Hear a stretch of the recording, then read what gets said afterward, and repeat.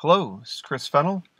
I'm going to show you today how to build a weather vane turtle out of aluminum cans. First of all, I was going to cut them apart. And these things get sharp if you try to cut them apart. So I decided to step on them on the side there and kind of going forward, get a real nice flat can. So now we have an element to work on. In my work, I really like repeated elements. And I was trying to figure out how I would attach them. So I have that wire, and I have a punch there that I can punch holes in it.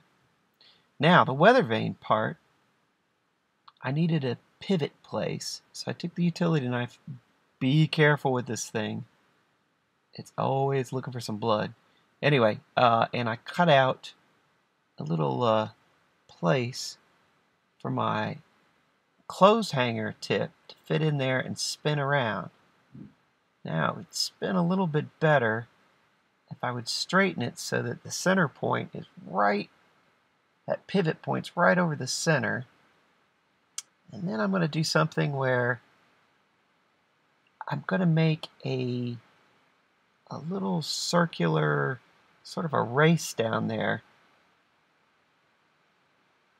so that a little guard that goes around, so that when it's pivoting, it's also being held so the whole thing doesn't tip too much, get too crazy. That's what that circle down there is. The rest of the wire is going to support the turtle.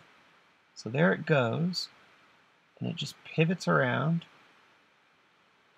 and that bottom loop holds it on there, and we're good to go. And again, because it's only touching that one little spot up top and a little around the edge, less touching means less friction, means it spins freer, and allow the wind to catch that. Now also notice how I've got a third on one side and half on the other. That'll make it so when it blows, the creature turns with its face towards the wind. Now I'm looking for patterns. So I'm lining them up and trying to get the pattern to flow in a direction. It's not so much chaos. It helps that the human eye likes to make patterns out of everything it sees anyway. But the other part of that is the human mind really, it likes patterns. It finds patterns interesting, pleasing. So we're going to work with the fact that the human mind likes patterns. That makes them pleasing. And then sort of this chaos of this squished can. And then, of course, we're going to play with the texture, the colors. All those cans have beautiful colors on them. Okay, just wiring that on there.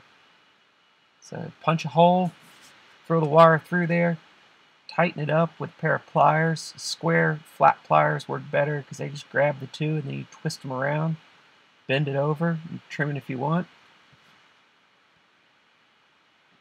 Again, making holes with a sharp pokey thing. Don't put the little ice pick of destruction into your finger. No fun. Also, when you're trimming stuff like this, it is good to wear safety glasses, because those wires can pop up in your eye, and that is a bummer. So here we go. Bending the wire around, put it through the holes. It helps if you straighten the wire so it's, both of them are parallel to each other. Then they go right in. Pull it through. Tighten her up with the pliers. Oh, we're having fun now. Repeat as necessary. You're going to be repeating this a bit. Again, patterns made through repetition.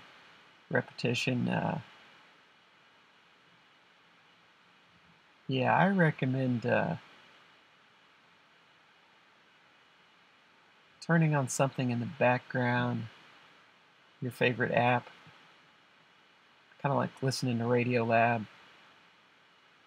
You listen to the War of the Worlds one, that's a good one. Or CRISPR. Oh, sorry, off subject here. Yes, back to smashing cans and weaving them in there. Again, when choosing your material for your animal, I look through the recycle bin. I just look what catch my eye, what I have enough of. And I like the cans because they were colorful. And then when I thought of the form, I thought, well, what can you make out of cans? And then my studio mate, Jimbo, actually said, well, you haven't done a turtle yet.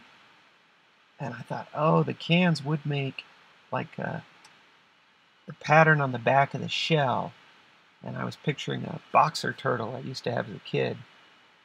And that repeated sort of hex pattern. And I thought, oh, I could get that with the cans. And I could put all the cans, the round parts together to get that pattern.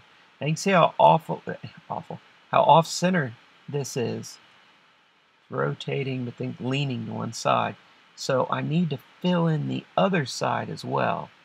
But before I do that, I am thinking of a little critter, my turtle, and my turtle needs legs. So I grab a couple cans and attach those, and then I've got legs. And once I have legs, there you go, throwing another one. Once I have legs, I'm going to start thinking about that head out there. It's a little bit more difficult, so I'm probably going to end up, I'm going to take two cans and attach them together to make that head. I have my turtle. Oh wait, maybe I've done this before. Yep, I'm getting deja vu. Yeah, I think I would do the head like that. Oh, I do the whole thing like this. And there you can see I've done both sides. And therefore when it spins around in the wind, on top of its stick, it'll be a complete turtle. Again, you got to get that little point on that point of metal there, that clothes hanger, and then it turns around. It's also has to be, for the wind to catch it just right, it's got to be perfectly horizontal, or vertical rather, the stick, because that's what gives it the ability to just turn according to the wind instead of gravity pulling the heavy part down. Anyway, this was fun. Can't wait to see what your animals are going to be. Again, go through the recycle bin, recycle brain, and imagine, and go ahead and put together some animals.